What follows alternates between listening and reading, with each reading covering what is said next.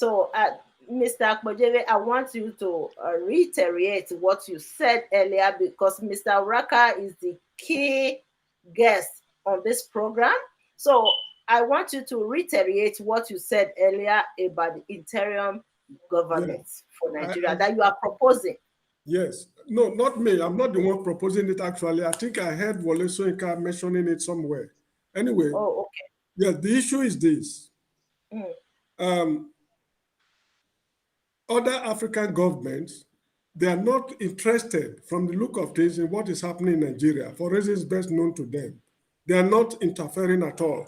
They will tell you, oh, no, it's their internal affairs. We don't want to have anything to do with it. We respect people's territorial integrity and all whatnot.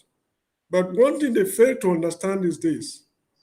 Should Nigeria go into flames right now and there is outbreak of war, let us assume that 10 million refugees move out of the country. Out of 200 million people, 10 million should move out. Of these 10 million that will move into West Africa, if 500,000 should get to the Gambia where I live now, this country will collapse, because we cannot provide additional electricity for 500,000 people. The water supply system, public water supply system here, cannot cater for additional 500,000 people. The roads will be badly congested. The way we live our lives in Nigeria and the way they live here are radically different. They are going to create social problems for the system here. The schools are will be grossly inadequate, or sorry, we will not have enough classrooms for the children. So it is in the interest of the whole of West Africa for this matter in Nigeria to be resolved. This is no longer a Nigerian matter alone. When Liberia was having their problems, Nigerian government through ECOWAS intervened without UN authorization. They didn't go to the United Nations Security Council to get approval before they move in there. The same thing with Sierra Leone. So if we can move into other people's country through ECOWAS, that same ECOWAS should facilitate a process whereby this problem will be resolved in Nigeria, or else the whole of the sub-region will be in tatters. So I was suggesting that if we cannot solve the problem, what we should do is that the UN should come in, because the refugee problem is going to create will be unquantifiable in the history of Africa. The UN should come in. They should declare Nigeria a mandated territory.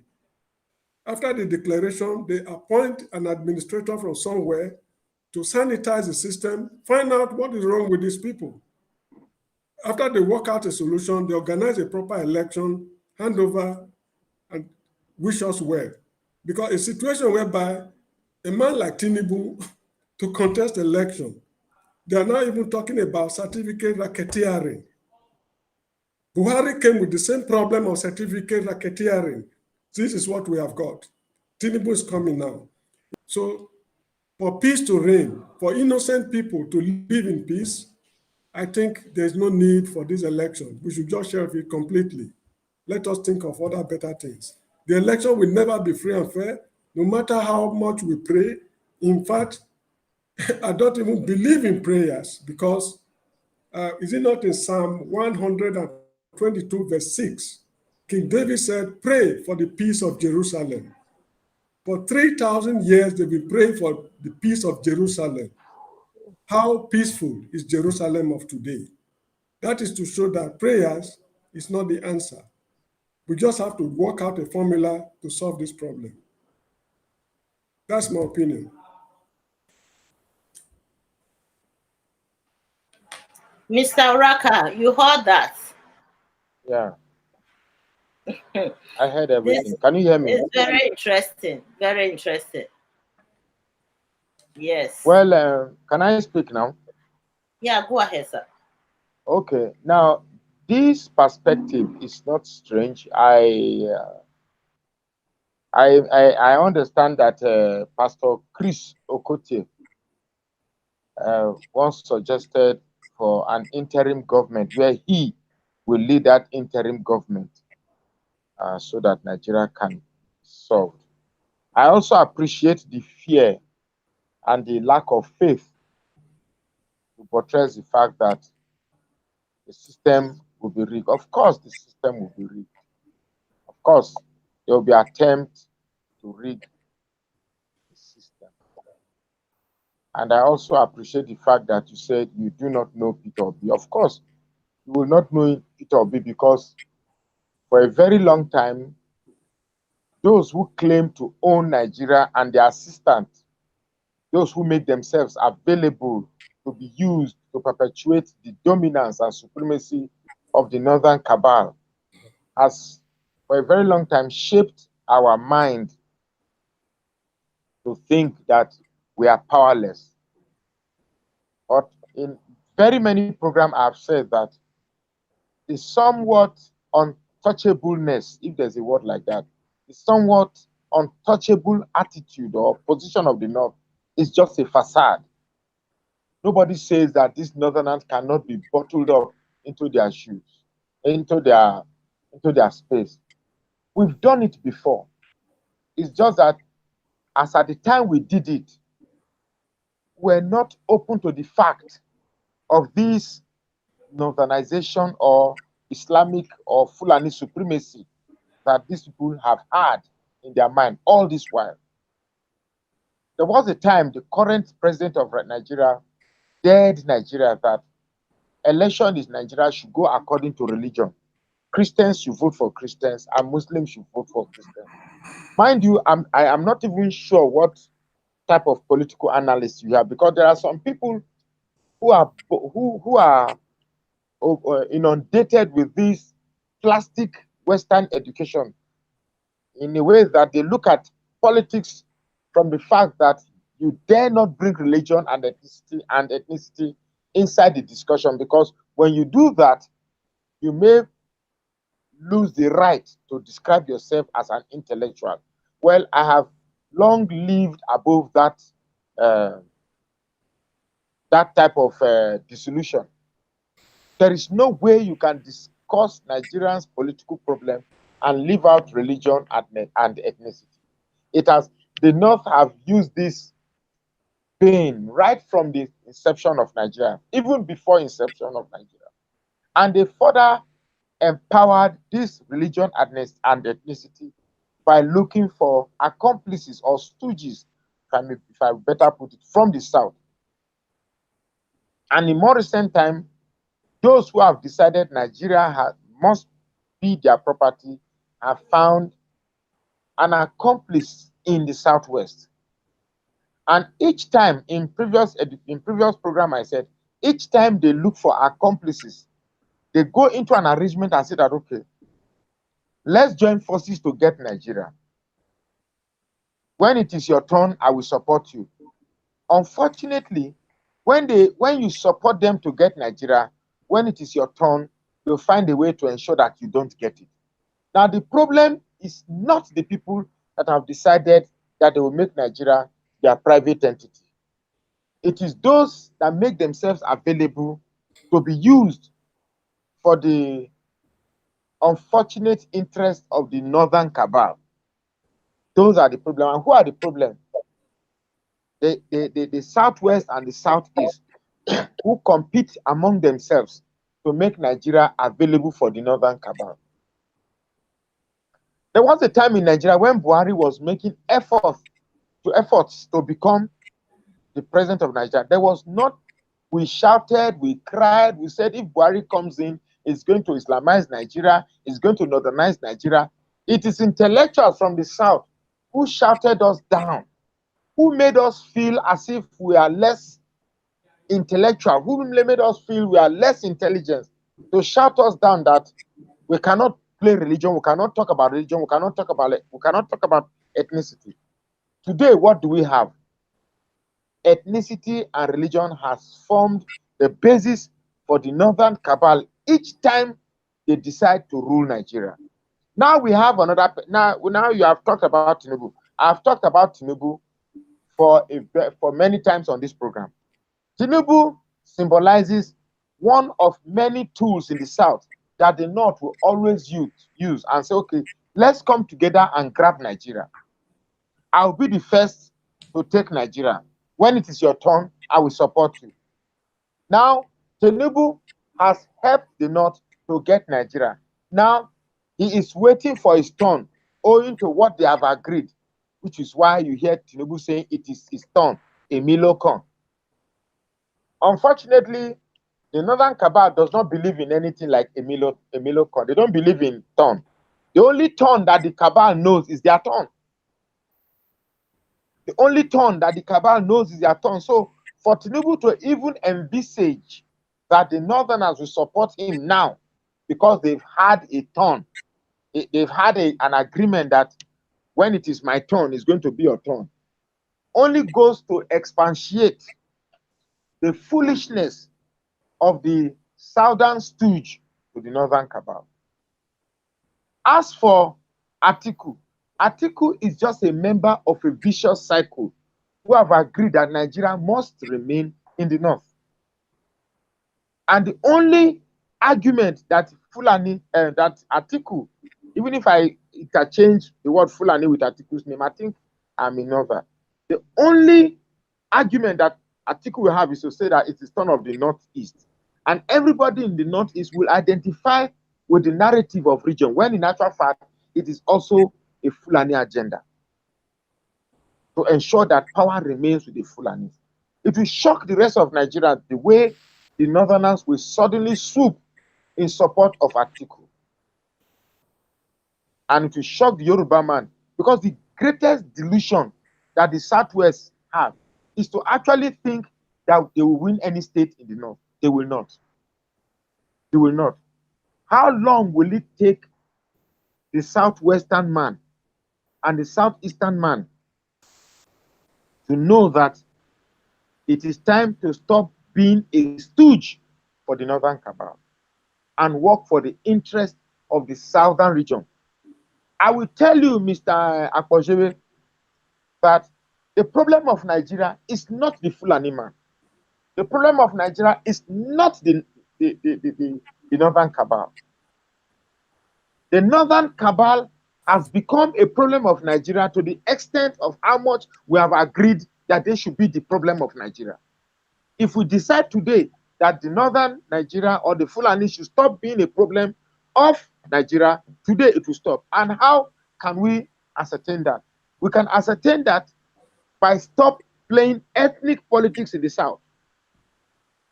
We can only attain that by stop playing ethnic politics in the South.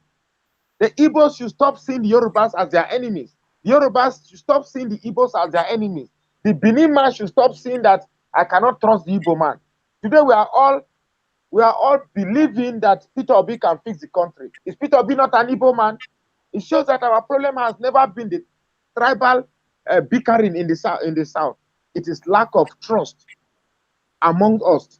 So we must find a way to establish that trust. Now, you said that there should be an interim government where the United Nations should come in. You forget that the United Nations goes by the name United Nations, and the key word there is united. The United Nations came into existence by uniting people, by bringing countries together, by ensuring that countries don't break. Now, I don't think the Yoruba man and the Hausa man has any problem. I don't think the North Central and the rest of Nigeria have any problem. I don't think every other tribe have any problem. And that is what is manifesting today. That is what is manifesting into this Peter Obi movement. What the problem we have in Nigeria is just one tribe, the Fulanis, and their Yoruba Muslim accomplices. That is the problem we have in Nigeria. And why this problem persists, the reason why this problem persists is because the other tribes are still locked up in their ethnic affinity, in their ethnic proclivity, in their ethnic division. They have yet to reason outside, beyond these ethnic proclivities, to see that all of us, Yoruba man, the Edo man, the Ijaw man, the Urobo man, the Shekri man, the Anaguta man, the Biro man, we all have one common single problem. But we have yet to reach that point to identify that we just have one problem. If we get to that point where we identify that, yes, the Fulanis are our problem, then we can all come together and, take out the single problem. Now, I've seen Nigerians are also shared in that fear that the Northerners will rig the election, or they will prevent Peter Obi, or let's say, for instance, Peter Obi become president. I think that was the video I made today, that if Peter Obi wins, the Northerners may not want to, acknowledge the fact that he is the winner, and a civil war will break out. Of course, that's what's going to happen. I did a video concerning that. Now, rigging of an election is the same thing with what I've said earlier. A rigging of an election can only be possible to the extent that the rest of us agree about it. The Fulanis are not as invisible as they tend to make it look. They are not that invisible. These are minorities that have discovered the formulas to make the rest of us subservient. And what is the formula? The formula is to insist, or is to find a mechanism that perpetuates our resolve to see ourselves as different. And in as much as we continue to see ourselves different, these people will continue to bank on this advantage to make Nigeria their property. For me, the idea of an interim government for now, it's only a call for a military coup. Because if you are going to say there should be a military government, who will be the person that will... United Nations cannot come into Nigeria and just instill an interim government. Nigeria is a sovereign state. And in the charter of a sovereign state, when we were clamoring for independence, we want independence, we want independence. This is exactly what it is. If we have issues, we are able to sit as a sovereign entity to solve our problems. We cannot invite people to come in and solve it. They know it. So what we do in other videos that I've made, in order to change the system, you must grab the control of that system. If you must control a drone, you must take control of the pad. If you must control a toy plane, you must take control of the pad. If you must control a game, you must be in charge of the pad. If you must control an airplane, you must sit in the cockpit. If you must control a country, you must take the presidency. Mr. Raka, I would like to jump in there. Mr. Akpojere was saying is that was saying is that if we cannot manage this country, we need the intervention of international institutions, right? Okay, what you are preaching right now, Mr. Raka, is the problem that we are facing. It shows that the unity of Nigeria as a country has been contested over these years. So if we cannot unite, there is a tribal conflict within this country, Nigeria, created by Britain, then we need the intervention of international institutions such as UN. Otherwise, this upcoming election, if we don't get what we need in this upcoming election, I'm telling you, majority of Nigerians or Nigeria as a country will go in flame. I keep saying it. So yeah, I right agree. now, according to Mr. I was building a point. Let me take 1 minute we to need wrap up. intervention of international institutions. Yes, This preaching that we have to carry one ideology in Nigeria, we have to detribalize, we have to do this. Nobody cares. Nobody that's cares what I'm about saying. that Let me say. Nobody cares now in see, Nigeria about tribalism. You one thing cannot I've get rid of noticed. tribalism in Yeah, that country. one thing I've noticed with the like of you, possibly who live abroad, to attempt to solve Nigerian problem is that you still look at the problem of Nigeria from textbook, from what is taught in the classroom. United Nations, the European countries are happy when Africa has conflict. The reason why we are Africans is because we are prone to conflict. Conflict is what determines Africa. The more conflict we are, the more vulnerable we are for European countries to manage us and plunder our resources. You think European countries want any African countries to thrive? The only time an African country will thrive is like South Africa, where white minorities are in charge of the economy. You still don't get it. The Europeans did a mistake of getting to Sudan and splitting Sudan to South Sudan and North Sudan. It was South Sudan that kept saying that South Sudan should break, Sudan should break. Now they've broken Sudan. The South Sudan that has clamored for division of Sudan for a very long time are the ones that are in the news. They are the ones saying that, they are the ones that are always in conflict. The North Sudan that has always been the ones acclaimed to be oppressing South Sudan. You hardly hear North Sudan in the news. It's the same South Sudan that are always killing and fighting till tomorrow. I tell you that, don't get me wrong, I am not a proponent of one Nigeria if Nigeria cannot work. But we have played the crybaby. The Southerners, Christians in Nigeria, minorities in Nigeria, we have played the role of the crybaby for too long. By saying, okay, let us bring United Nations, is to say that as strong as we are in numbers as Southerners, in numbers as non-Fulanis, we are saying that these minorities that are in our country has overpowered us. And the only way we can subdue them, the only way we can take back Nigeria from them is only if a third party comes to Nigeria and fix it. When I hear you people talk, it's like there is an instinctive resolve not to face this challenge, not to face this monster, because somehow I listen to you and I see that you carry some of these biases that has endeared us to remain perpetually different. We don't have a problem. I don't believe we have a problem. The problem we have is our resolve for the Edo man to think that he's a Edo man, for the Yoruba man to think that he's a Yoruba man, for the Igbo man to think that he's an Igbo man. None of us in the South have had a regional interest. They not have a regional interest. And it pains me that youths like us, we are still going to carry over this tribal proclivity to our children. We must find a way. It is not the Northerners. The Northerners are not our problem. You and I, Nekwe, we agreed some time ago that the North is not our problem. We, the Southerners, are our problem. And if we split Nigeria, of course, the UN cannot split Nigeria into 3. We cannot split Nigeria into 4. The best that can happen is to split Nigeria into 2. And you know that if they split Nigeria into 2, we will start having a problem again, that the Igbos are marginalizing us, or the Yorubas are marginalizing us, or those are marginalizing. We are not wired to be a nation yet. We are not wired to be a nation. Right now, Nigeria is a country where we have one singular problem, and the problem is the Fulanis.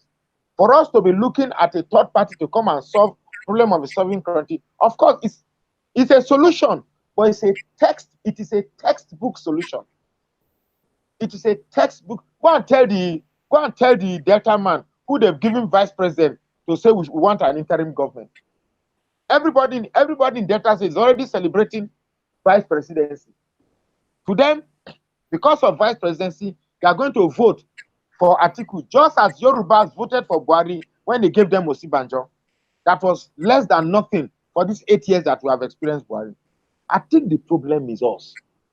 I believe strongly that the problem is us, and not the Northerners, or not the United Nations that we should be inviting to Nigeria is our mentality as Southerners. Thank you. The issue is this. Madam, can you hear me? Madam? Hello? Can you hear me? Can you hear me? Can you hear me? I can't hear you. But me, I can hear you. Yeah, but I cannot hear her. Nekpe, can he hear him? He's asking if you can hear him. Hello? Hello, go ahead, sir. If you want to say anything, go ahead. Don't wait for me. No, you are part of the program. You are the one moderating it. So no, we must know that you are hearing us now. We must have the feeling that you are hearing us. Yeah, that's it. Good. Yeah, because some people were calling, okay, and I have some other things taken care of. All right. Now, yes, the gentleman raised a lot of valid points. One thing is certain: the manifestation of the unfriendly disposition of the North towards the South is indisputable. I hope you get me. I said the manifestation of the unfriendly disposition of the North towards the South is indisputable. We cannot dispute it. I want to ask you just a question. Kindly give me a brief answer. Do you believe that we as Nigerians were a serious people? Are you asking me? Yeah, please give me a very brief answer, please. Do you believe that we as Nigerians were serious people? I will answer quickly in two ways. The South is not serious, but the North is very serious. At least the North have an ideology which they pursue, and they pursue it very seriously. We Good. Southerners, we don't have an ideology. We don't have a focus. So we are very Okay. unserious people. The South. Now, I believe that as a people, not as Yorubas or Robos or Efik or whatever, as a people, Nigerians as a people, we are the most unserious people on planet Earth. I will tell you the reason why. This country called Nigeria produces a minimum of 2.5 million barrels of crude oil every day. 2.5 million barrels, minus what they stole, what is being stolen by the side. Let us assume that a barrel of oil costs 10 US dollars. $2.5 million, 2.5 million barrels times $10, that will give you about 25 million US dollars every day from one source. In this country where I live in, the Gambia, if the government gets 1 million US dollars every day from one source, this place will turn to a paradise, considering the kind of problems they're grappling with. Now, the Hausas, they seem, the Northerners, they're all the same. They seem not to know what they are doing. By now, I expect the Northerners, I expect them, no, get me right, don't shake your head. No, talk. Please don't mind me. Yeah, try to see things from the point I'm making. By now, when the Northerners sneeze in the north, the whole of Africa should shiver. The opportunities they've wasted, they've squandered completely. The worst forms of diseases in this world on planet Earth is in northern Nigeria. Illiteracy is something else. When these Boko Haram boys they kidnap school children or what have you, when they show their classrooms, in fact, I don't know what to say. Government control schools. The classrooms look like where pigs and chickens live in the north. The amount of money at their disposal, which they are wasting, is unquantifiable. So I also see them as grossly irresponsible people. It is irresponsible of the South not to see things from each other's point of view. So the whole of Nigeria is made up of irresponsible men and women. If we cannot sit down to solve our problems, there's a book I read written by an American writer. The man said that no matter how difficult a problem is, if reasonable men sit down to find a common ground, that problem can be solved. Man has taken a trip to the moon and returned safely. What can be more difficult than that? Man was able to achieve that feat because reasonable men sat down to find a common ground. But since this problem started, the Northerners refused to sit down to find a common ground. So this is the problem we are faced with today. In principle, Hello, sir. Can I just interject here briefly? I don't mind. Go ahead. You see, I seem to be an expert on the northerner when it comes to northern issue because I've spent over 45 years, 55 years here in the north. You see, when you say northerners, you are taking a chunk of a whole people. There are three types of northerners. There are Christian northerners, there are Fulani northerners, and there are liberal northerners who are mostly Hausas. Now, the northerners here, some of the northerners here are also a victim of this Nigeria by the cabal of the north, just as you are seeing Nigeria here. Okay, now when you are referring to the north, know that the north practices a feudal system whereby certain people are believed that it is their status to remain poor, whereas a few people are destined to be rich or to be elite. So those people who are at the lower class are a victim too here in the north. Now look at it this way. take the northern Christians, this north-south problem, there's no way we can avoid it. That's the dimension the problem has taken now. If not, I would have loved to see things from national point of view. But the way the problem is now, it's not possible. Take the northern Christians as an example. There was a time we had a group of people they called the Lantern Mafia. They were called Lantern Mafia. Okay. They were calling That's in Plateau State. Yes, they were calling the shots in Nigeria. These were Christians. Most of them were Christians.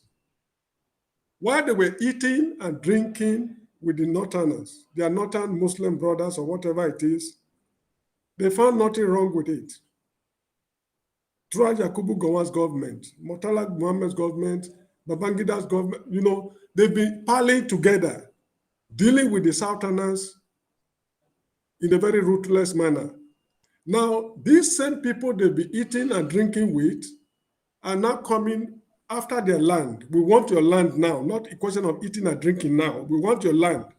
It is now they know that these guys don't mean well for them. So I remembered when I was reading European history in my school days, there was a man in Britain they called Castelar of Britain. At the end of the Napoleonic Wars, they met in a place called Vienna, the Vienna Congress of 1815. Castelar said, every man to himself and God for us all. That was what the man said during that Congress in Vienna in 1815. We've been pushed to the wall because, when people deliberately refuse to see reason, when you want to sit down and reason with them, then other options will be pursued. But personally, I don't like bloodshed. Nobody loves bloodshed.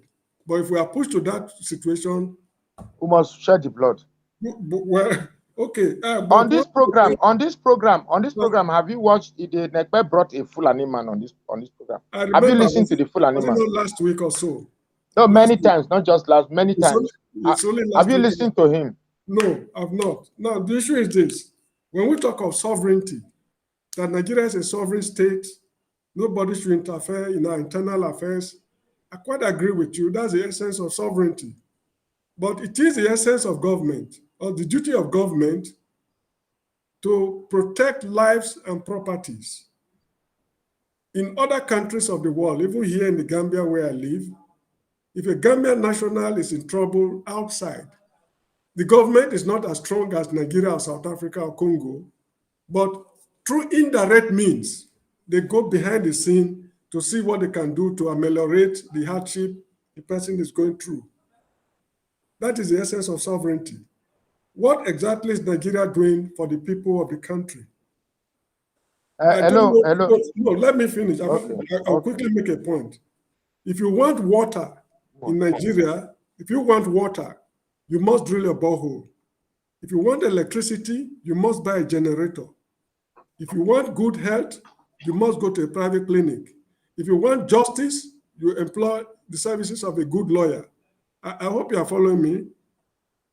I hope you are following me. Yes, you must employ the services of a good lawyer if you want justice. Tell me precisely what the government of Nigeria is doing for the people of Nigeria. But anyway, what I'm after is solutions to this problem. We should concentrate more on solutions than the problem itself. Yeah, beautiful. During the Moshood Abiola crisis, which they now call June 12th, I was not in Nigeria then. I noticed that the Yorubas voted for the man. The Igbos voted for him. The Northerners voted for him. What formula did he use to cut across all these people? Something went wrong along the line. Last week, I mentioned on this program that it is the same class of people who have mismanaging this country since independence that are still in power. It is that class Nigerians should overthrow. If you overthrow Buhari today, this problem will continue. This problem we are discussing. If the military should come today, which is even impossible now, military rule can no longer take place because the youth will not take it from them. This problem will still continue. So where do we stand? How do we solve this problem?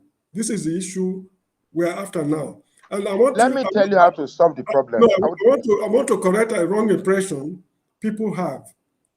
When we are discussing this problem, unfortunately, people talk about youth. It is the youth who ruined Nigeria. The youth destroyed Nigeria. Let me tell you why.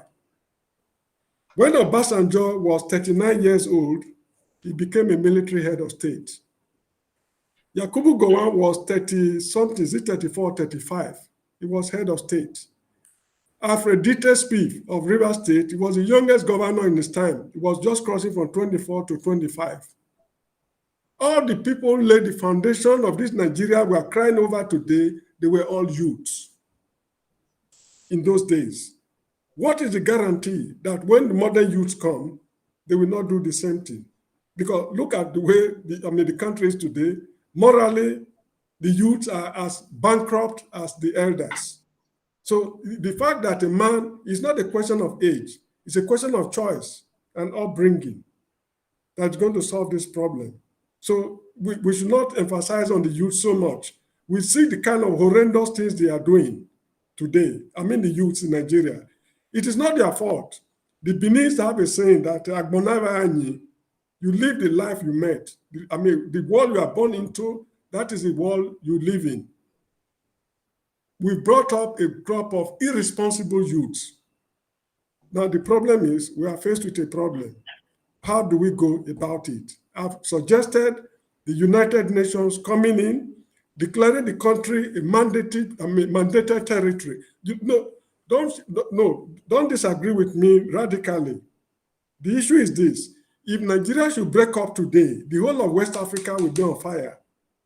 That's true. Nobody's disputing the Gambia here where I live, if 500,000 refugees pour into this country, we can't provide electricity.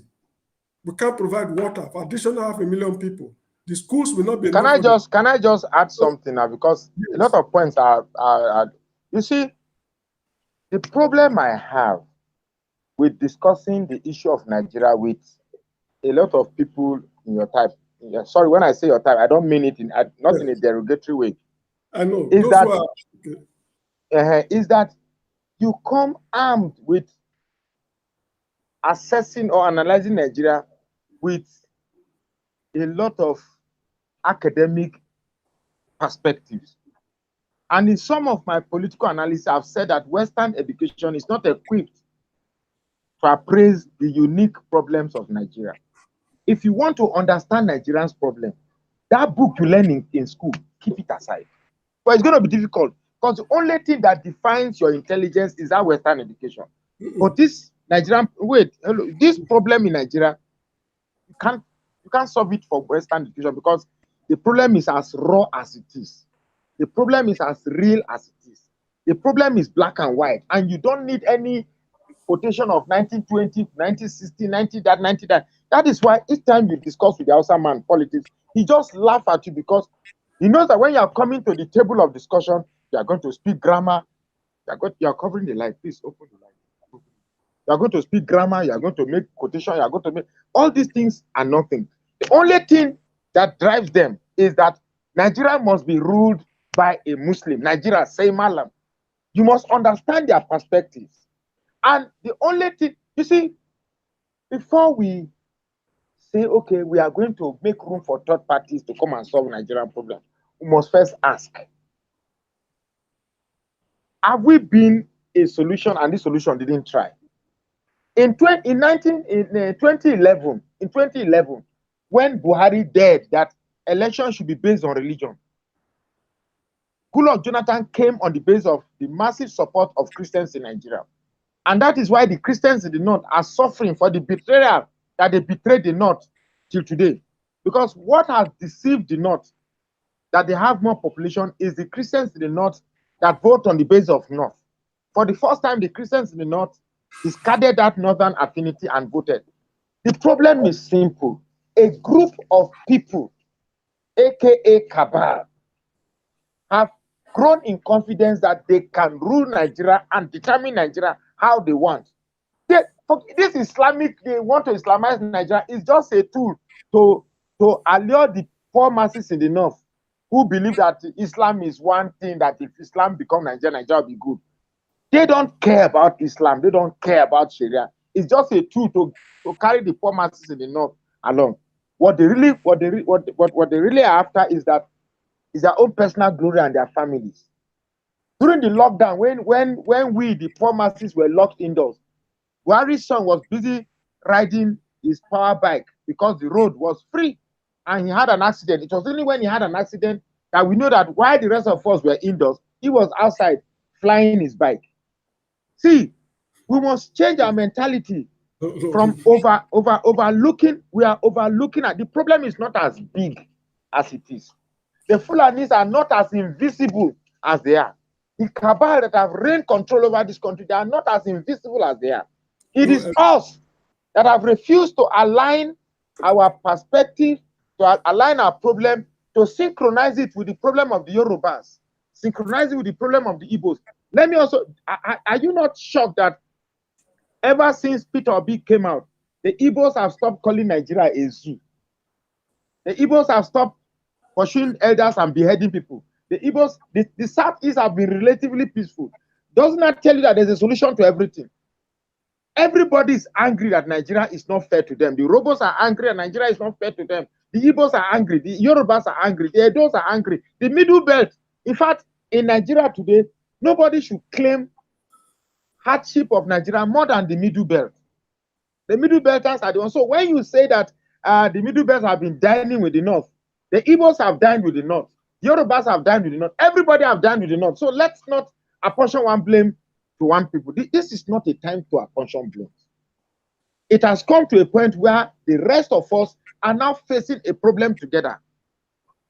If you and I were living in a room and one of the room occupant is the problem of the room, are we not going to tell the guy to leave the room since you are the problem of the room?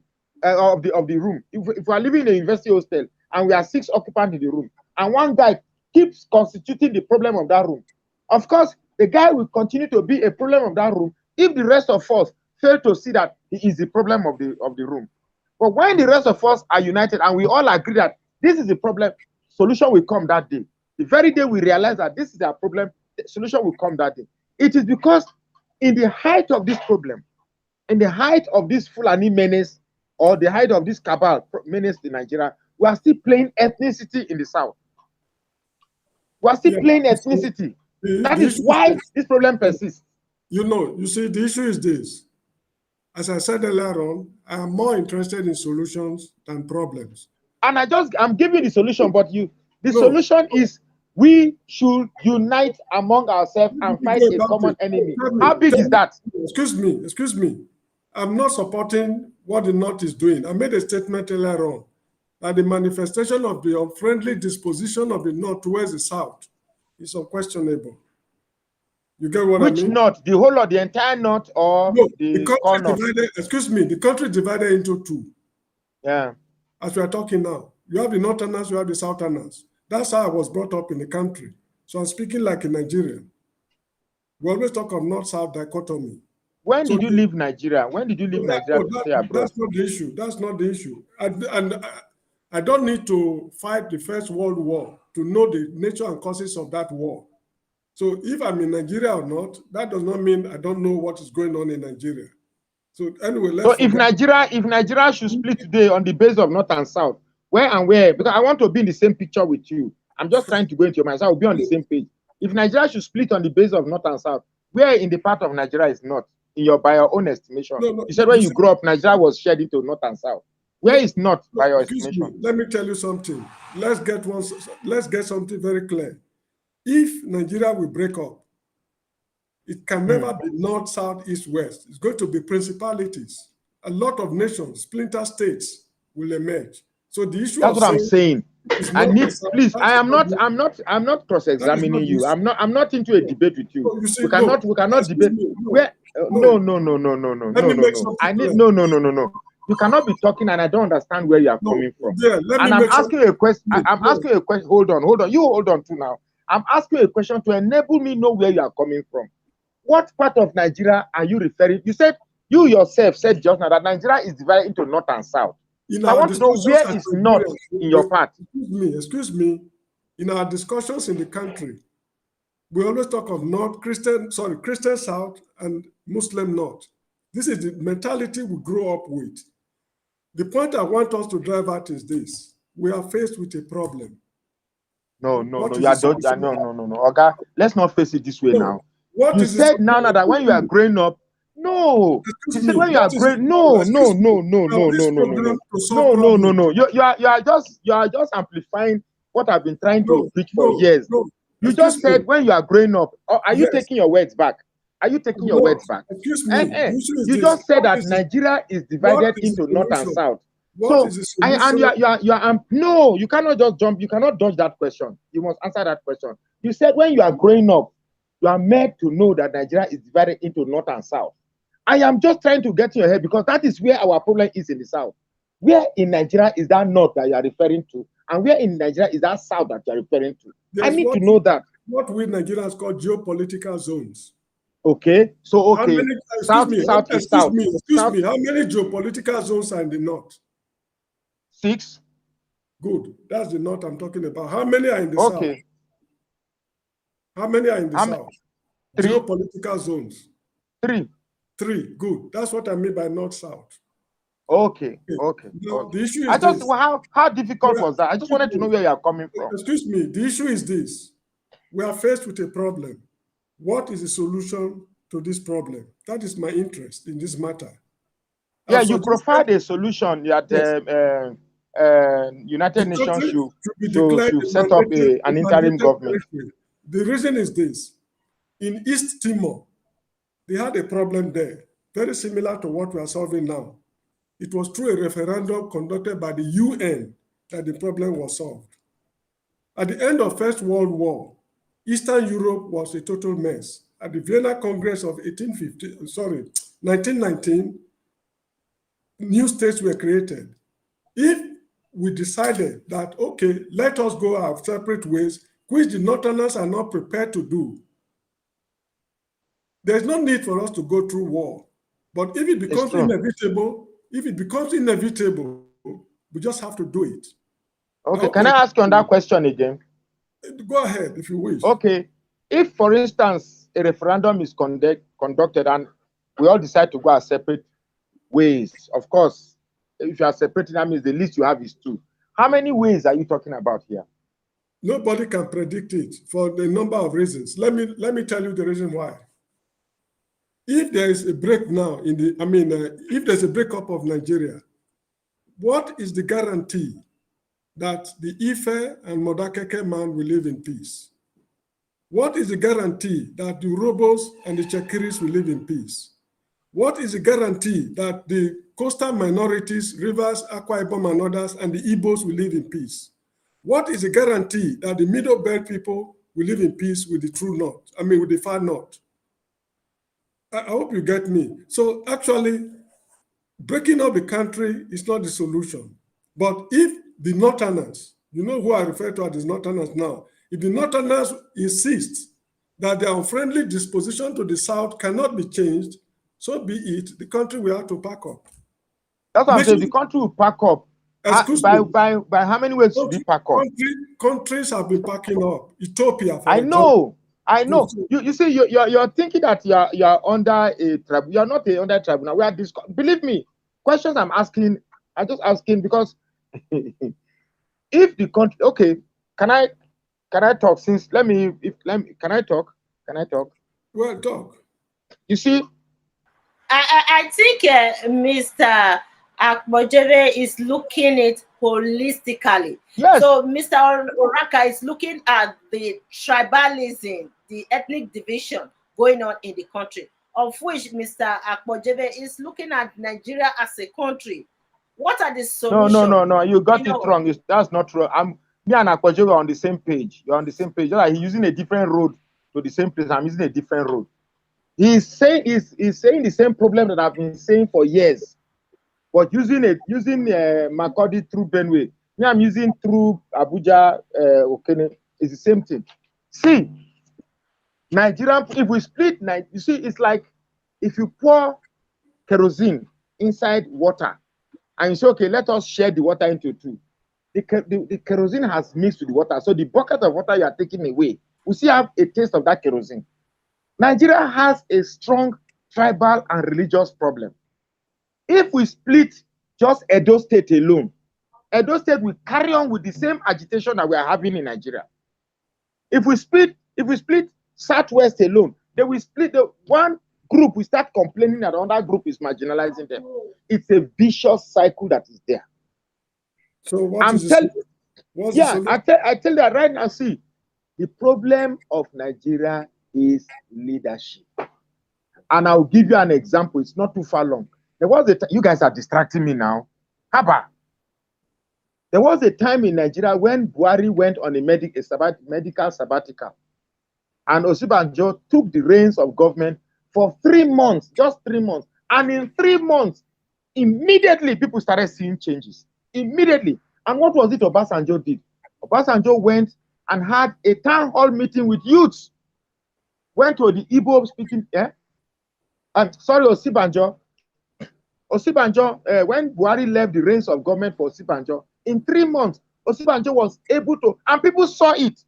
And what was it he did? He went to, he constituted town hall meeting and met the militants, the Igbo youths, Yoruba youths, and immediately peace started coming. It was when the country started gaining ground that they said, Buhari, abeg, plus you and your sickness, come back. And he took over the leadership and everything went back to normal. Look, my brother, there is solution is possible. It's just the will of a leader to instill that leadership. See, don't get me wrong. Hold on, don't get me wrong. I am not canvassing for a one Nigeria. But let me look at it from another perspective. Remember, I said earlier on that it is the same class of people who have been mismanaging the country that are still ruling the country up to today. Unless that class is overthrown, we will not know peace. 100%, I agree with you. Let me give you a brief history of my educational background. I hope you are getting me. It might take some time. Please allow me to explain it.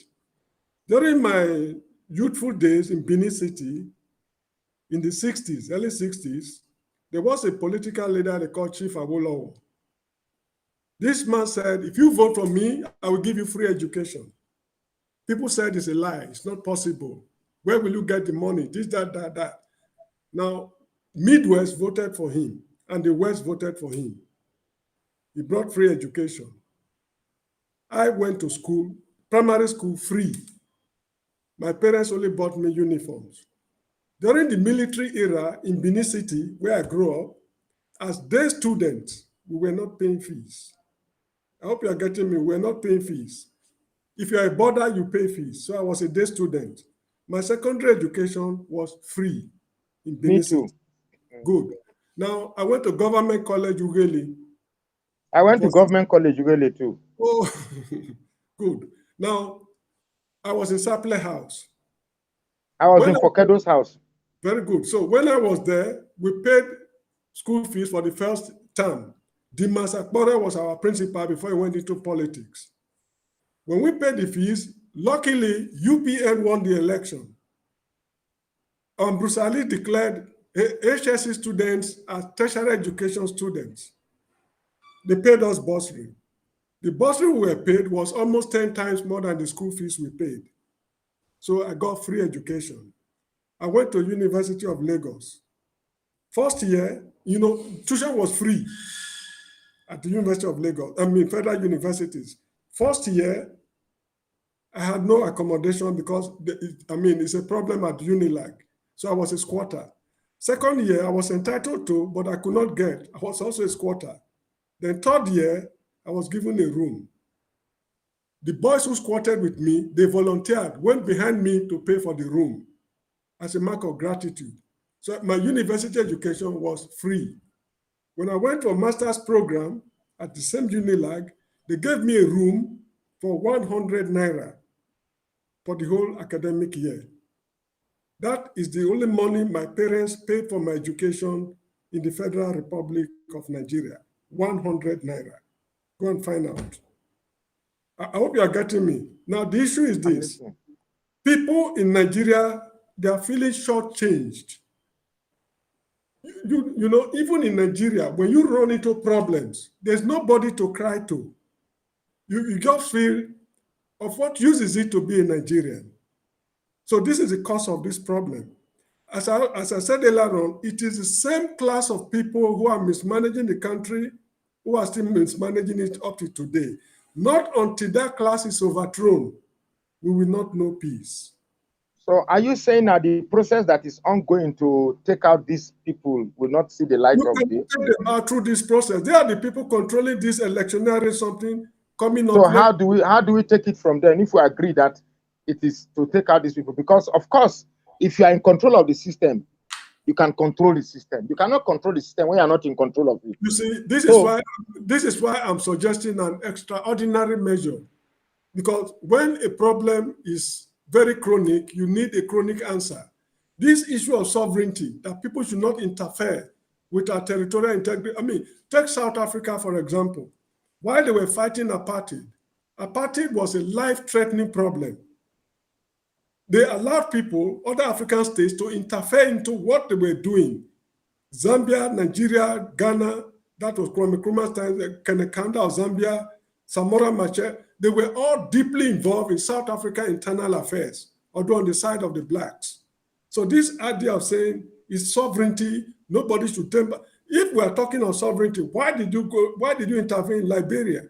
You did not get a UN authorization to enter Liberia, but you entered through ECOWAS. You didn't get UN authorization to enter Sierra Leone, you enter through, ECOWAS. If you can do that to other nations, why are we so fussy about sovereignty? Now, the intervention we had in Liberia was peacekeeping. We never entered into Liberia to enforce anything. Look, do you know the number of Nigerians who died? Who what? Nigerian troops who died in Liberia. I was there when the war was about to start. When two people are fighting and you are separating them, of course you people enjoy yourself. I was living in Congo town when the war broke out. I'm sorry, when the war was about to break out, then I left in Congo town. The number of Nigerians who died in Sierra Leone, Nigerian troops, I don't mean nationals. They went there for peacekeeping, but they interfered into the internal affairs in the interest of West Africa, because the refugees were flooding the whole, the sub-region. So if Nigeria should break up today, the whole of West Africa is in a very mighty trouble. Well, Mr. Akpojebe, for now. Let me make a quick point. All members of the human race, we have two citizens. We have two nationalities. Your country of birth, that is your nationality. Then we should not forget that we also belong to what we call the Commonwealth of human race. As we are members of the human race. If a section of the human race is a problem, and the other decide that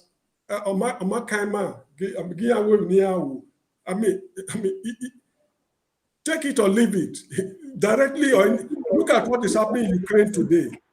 When the war started, people said that their problem is that, we take concern us. But the whole world is feeling it right now. Even here in the Gambia, we are very remote from the main parts of the world, but the prices of food here is already going up because of what is happening in Ukraine. The whole of West Africa will be in a total mess. We should not inconvenience other people with our own personal problems.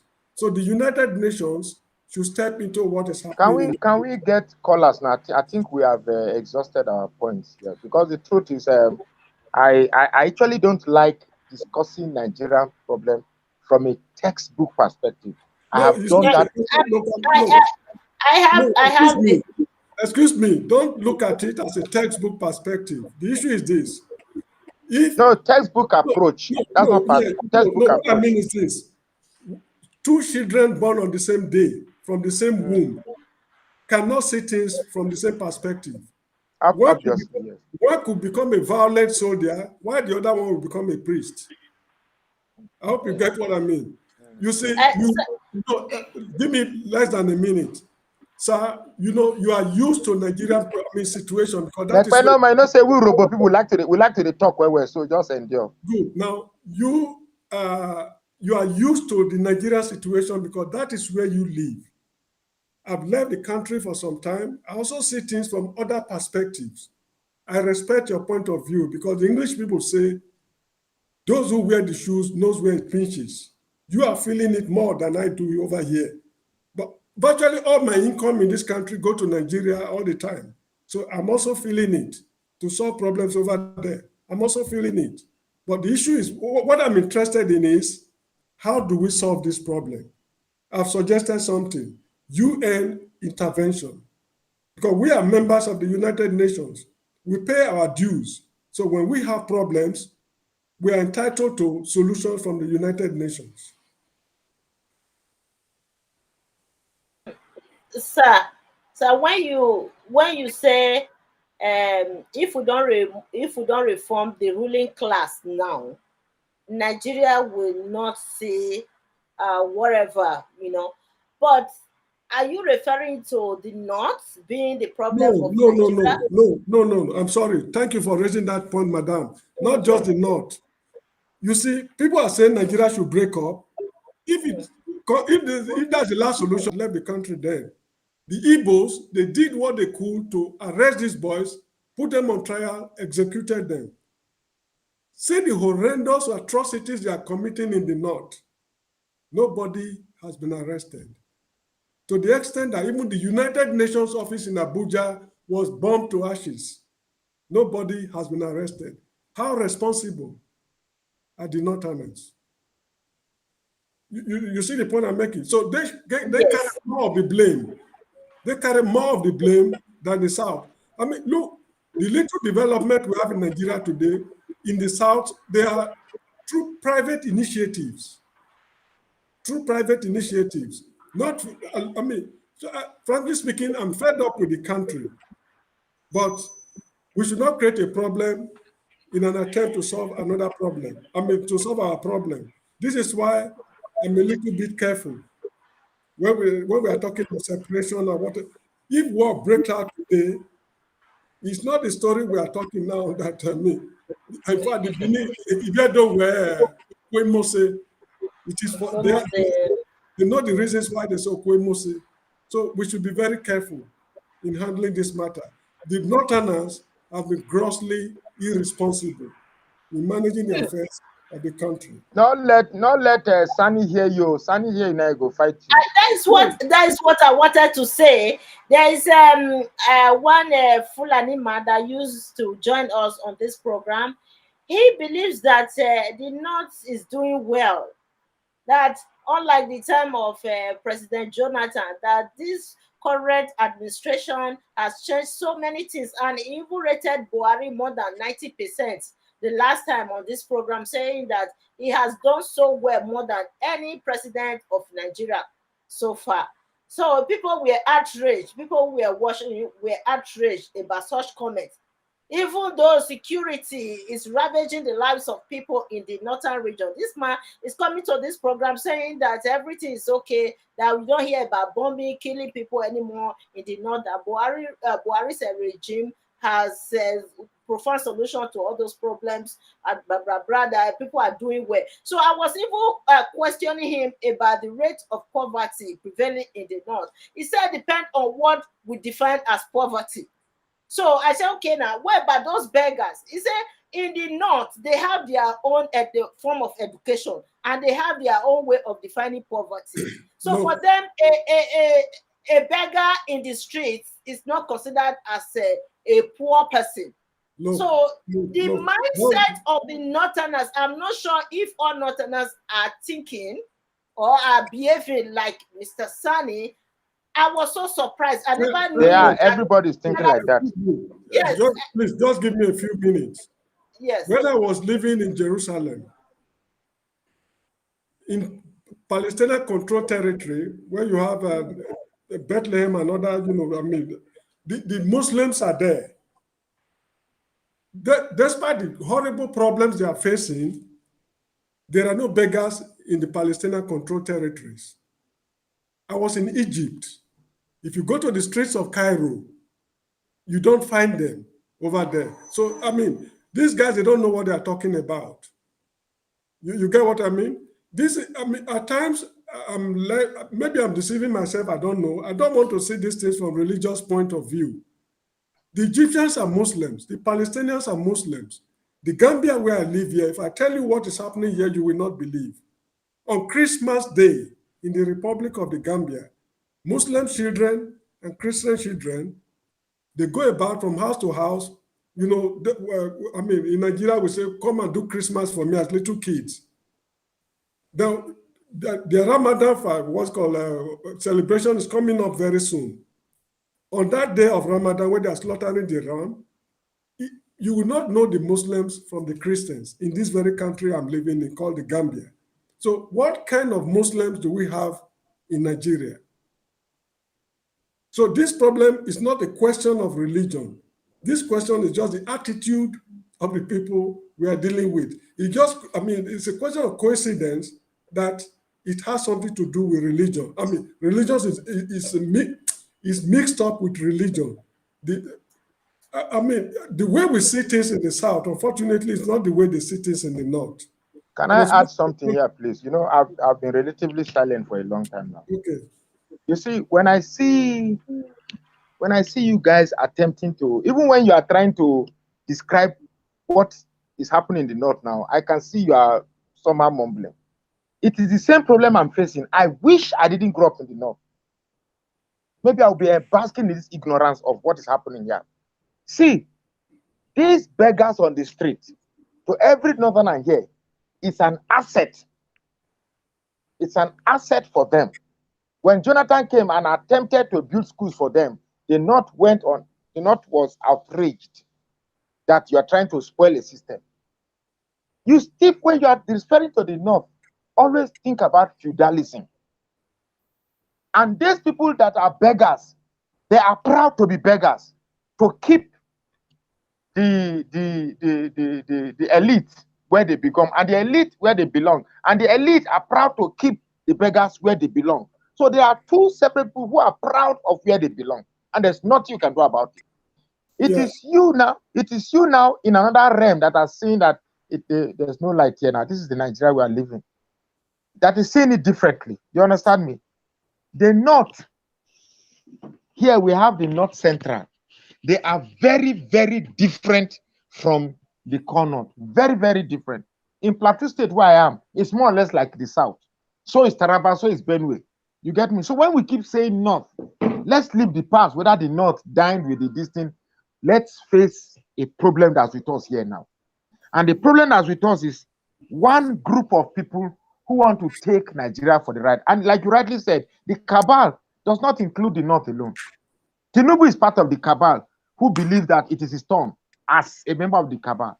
But we have the core cabal and those who think that they are cabal. Even Amechi, the former governor of Rivers State, also deludes himself that he's a member of the cabal.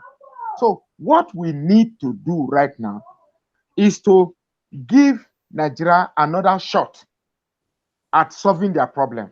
We cannot just write it. Yeah, I believe right now, the wave we are having now, the sensitization of the youth sensitivity to the problem that we have now, let's give it a chance. Let's drag it to the end and see what it brings. I know for right now, I don't think the UN is interested to come and solve Nigeria's problem. No, I don't think they are. I don't think they are. I agree with you. Yeah. So for now, let us. For now, there is a political state. You and I agree. You and I know that Tinubu cannot solve this problem. Atiku cannot solve this problem. Yes, we all agree that Obi can solve the problem, but the system may not give him the chance to do whatever he wants to do. But let us give Nigeria another shot. I am not a Nigerian proponent. But I believe every section of the Nigerian country has its challenges. And we cannot, as a matter of fact, say that, okay, let's split Nigeria. If the Igbos go to their own, to hell with what happens to the middle belt. After all, sometime in the past, they gang up with the North to suffer us. Let us divide. What happens to the Yorubas after we divide? To hell with them. We cannot think like that. Honestly, we can't honestly think like that right now. Let me put it this way. Let me finish. Let me finish. Let me finish. Let me quickly add that one thing. When you said let's give chance to another person, me and you to give chance to another person, or I didn't say let's give chance to that person. No, that's not what I said. Don't put words into my mouth. I said let's give Nigeria another shot. I didn't say let's give Nigeria another person. No, when you said let's give Nigeria another shot, what do you really mean by that? Can you explain?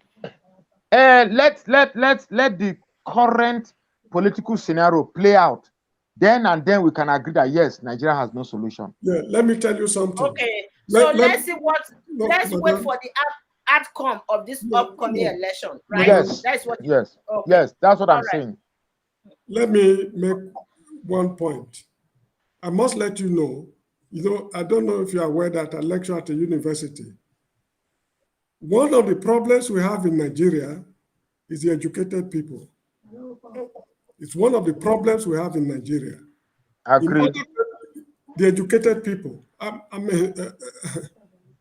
Anyway, in all countries of the world, when a nation is facing a problem, what they do is they assemble their best brains, sit them down to come up with a solution to the problem. Let me cite two examples. There was, I think, a mine. Some people were trapped in a mine somewhere in South America some years ago. When they were trapped in the mine caved in. They were able to rescue all of them. The solutions came from the universities in that country, the geophysicists, the geologists. They put their heads together and solved the problem. The second example is in the USA. They have two houses of assembly, representatives and Senate. When they were forming their government, they had the intention of forming one house of equal representation. So some were opposed to it. Some said it should be on population. Some said it should be by equal representation. So there was disagreement. To solve this problem, an intelligent man came up and said, okay, that is the case. Let us form two houses, one of Senate and the other of representatives. Senate should be by equal representation. Then representatives should be by population. That was how educated men solved their problem. In Nigeria today, we have professors of political science, law, sociology, social anthropology, history, and what have you. Frankly speaking, what are we doing? I'm a university lecturer, but that does not mean that I should protect the class I belong. What are the intellectuals in Nigeria doing today? See the Gambian children who are going to school in Nigeria, they are all at home at the moment. The universities have been closed. They are not discouraging their children from going to school in Nigeria because they said their universities are always in crisis. What are they doing to solve these problems in Nigeria? We, the intellectuals, we've not been able to find solutions to these problems. Anyway, what I'm concerned with is, what is the way forward? I've suggested one way. You seem not to agree with me, and I respect your opinion. No, I didn't say I don't agree with you. I don't say I agree with you. Yes, the reality of the situation is that the UN is controlled by the same people who want Nigeria to remain in crisis, exactly. who want Africa to remain in crisis. Not only that, if UN solve this problem for us, they're going to solve it in their own way. Yes. In their own way. Now you are seeing what I'm saying. Yeah, but the issue is we have to save life. We have to save properties. So in this world we live in, nothing is free. If the UN will solve it for you, you have to give away something.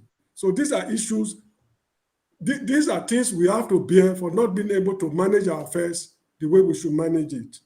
This is how I see it. Well, I think for me, I have to leave now.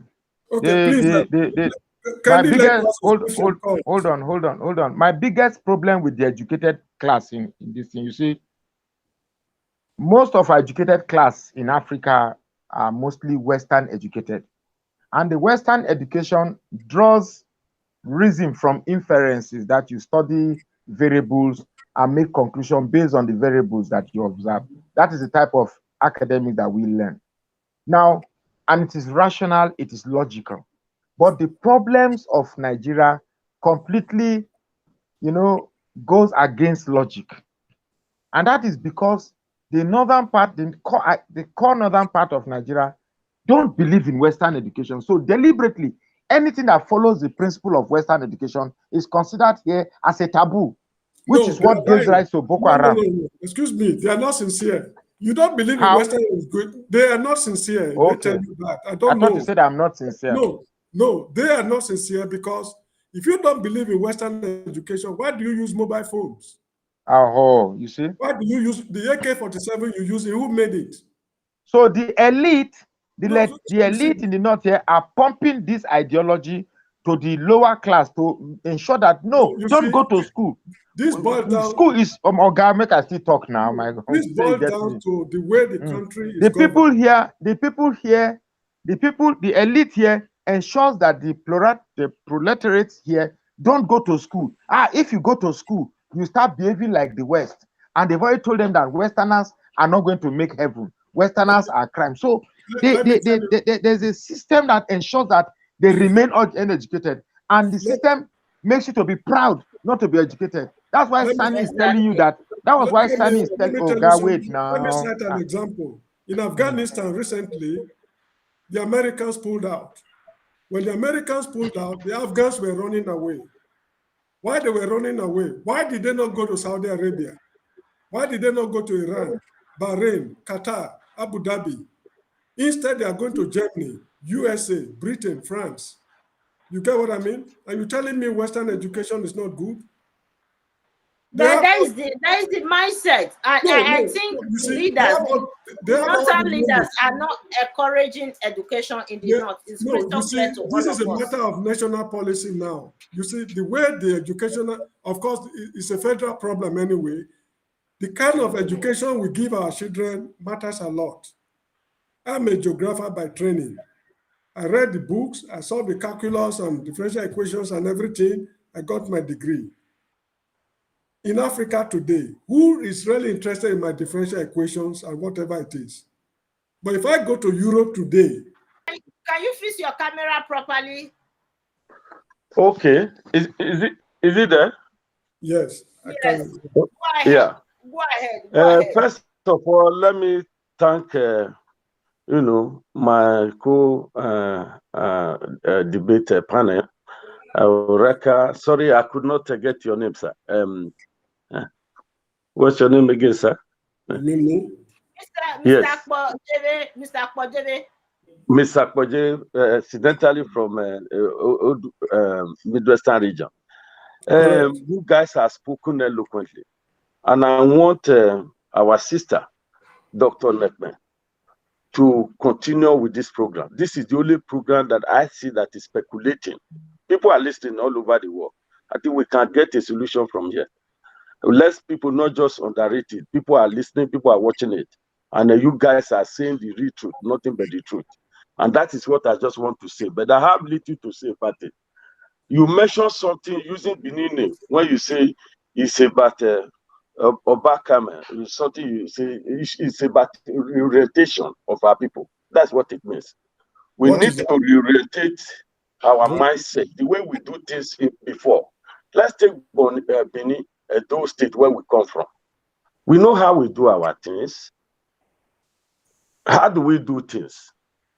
If you watch the children of nowadays, no respect, nothing, the way they are doing things, because they are trying to deculturize where they are coming from, imbibing another culture.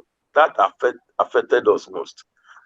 That is why you see the people in the north, they still hold on to their culture. They have a common purpose. And our people have deviated from that. That's one.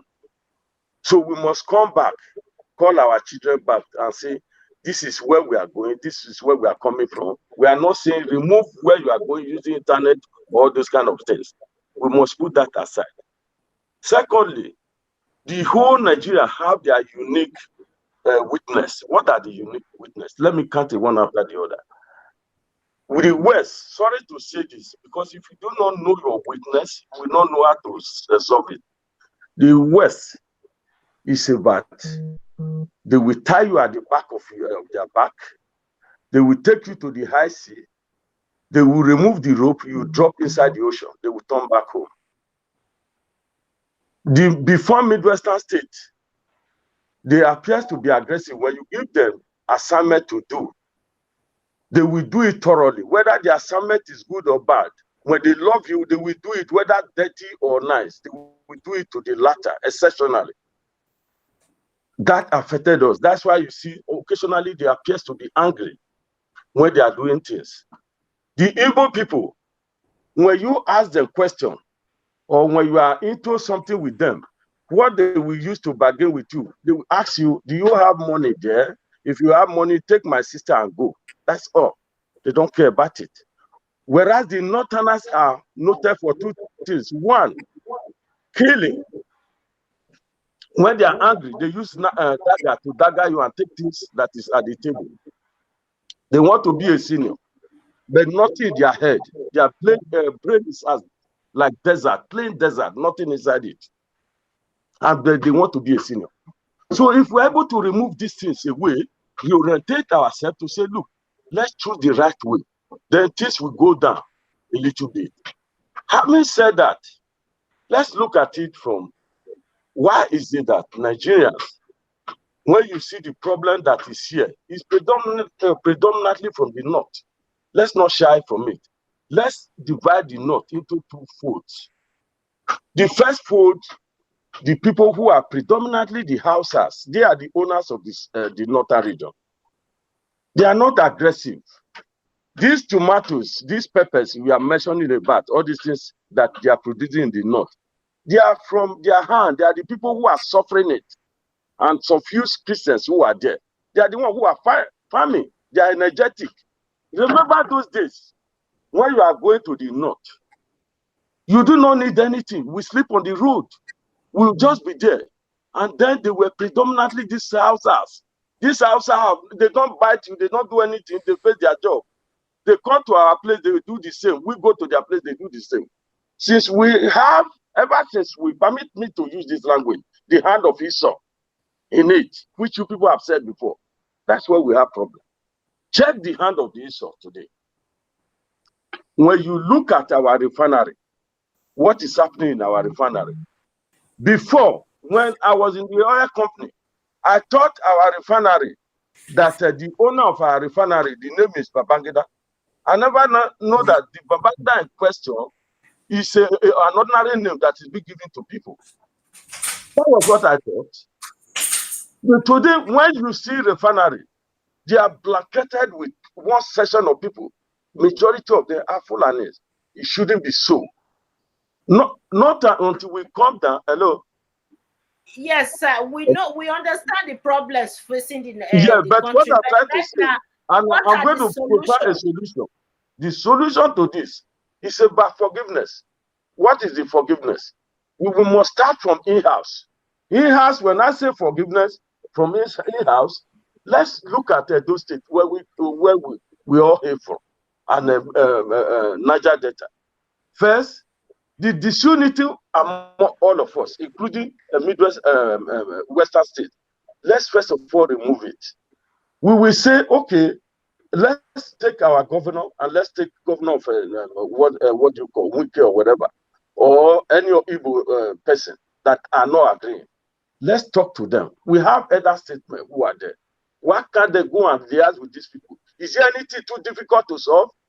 Bring these two people to one room and talk to them and say, look, when you fight yourself, you won't be able to agree when you get outside. Remember, when mouth closes, that is when it becomes a whistle. So when we're able to unite these people, then that percolate down to the younger ones.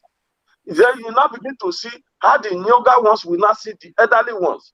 The elderly ones, when they are talking of issue of how to make money, when it comes to money, they don't remember the younger ones. They are after the money they are to make, forgetting that their children, with these children, are going to the same school. I will tell you the aftermath is going to give us if we refuse to turn from this. Now, me and you are in the Western world. Our sister, our brother there is in one of the states. They thought they have marginalized us. They thought they will continue with this art. When their children are being sent down to Europe, you know what's going to happen? Our children that are here, we meet them in the same university. Whether they are men, whether they are women, they will talk to each other. Our children will override them. Because they are citizens of this place, they begin to dominate them in a residual manner. And they get into marriage. That money that they are hiding will come to their hand.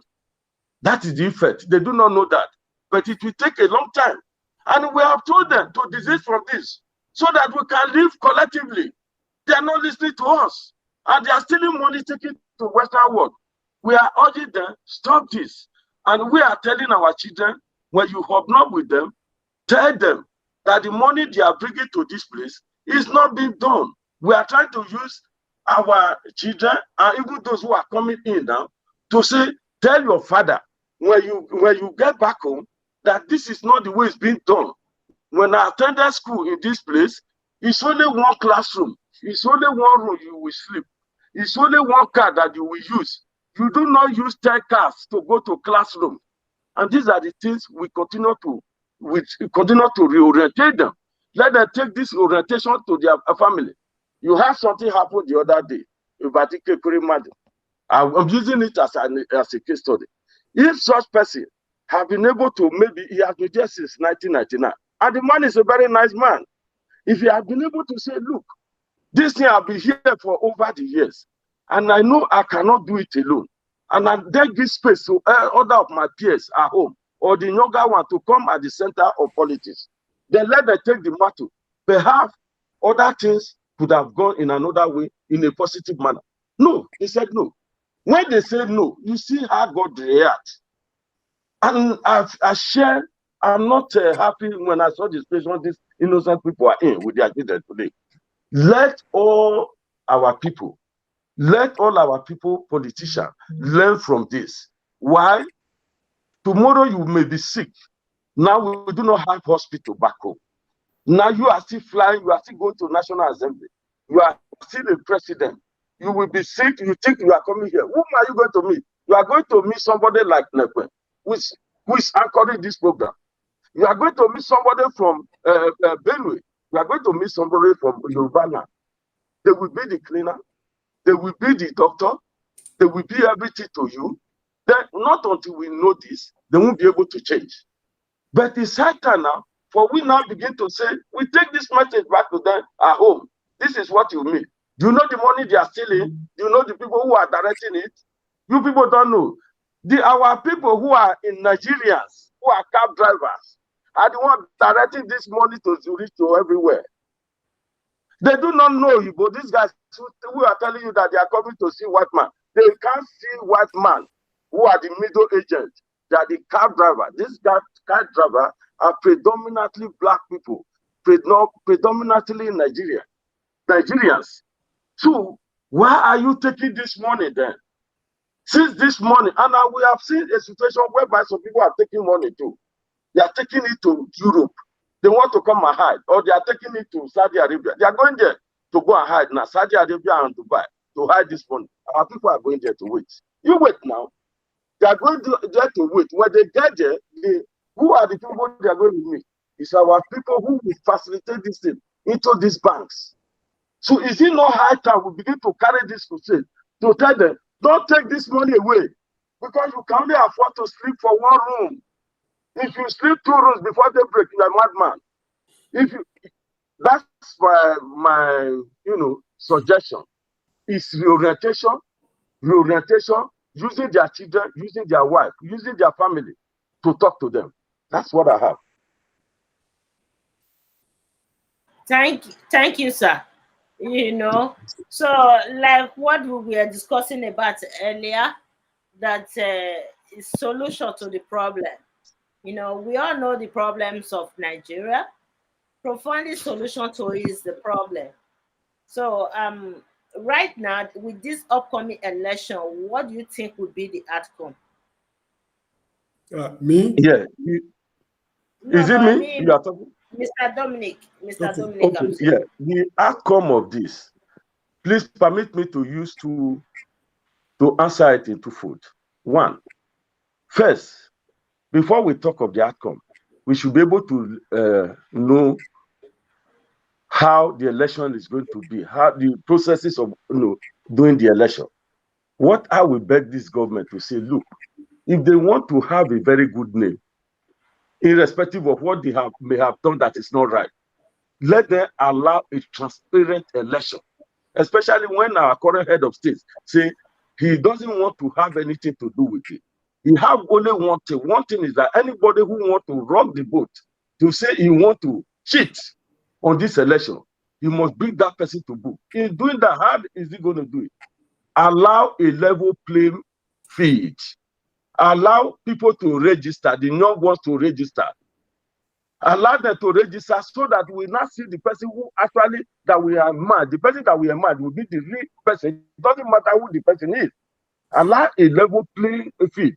But the way it is now, you can see the number of the children. There's a new sheriff in town. This is not about because you can do it this way and that. And I wouldn't want to be mentioning names. So you see, to any other contestants, they have room to change their own way of doing things. The money people are alleging that they may have taken, why can't you just bring it to say, look, to as for today henceforth, I want to be born again. If I want to be born again, and this is what I'm going to do, so that people will vote for me, instead of going to chastise them so that they will not vote for you. When they don't vote for you, you use force. You want to use force on them. These children of these days will not listen to that. Before you get to their door, they are already in your door more than 100 times. What do I mean by that? They use this electronics gadget to talk to citizens and their peers. They are already there. There's nothing you can do. All I'm urging them to do now is to play the same game with them. Change your orientation. Bring your money. If you know you are getting aging and you cannot pursue anymore, use the money for these children so that these children will know that you are a good person. That's the only way they can vote for you. When I say using it for a good person, use it to tie roads, use it to provide school, social amenities and others. Make it like overseas, that they will not see it physically that this thing is in operation.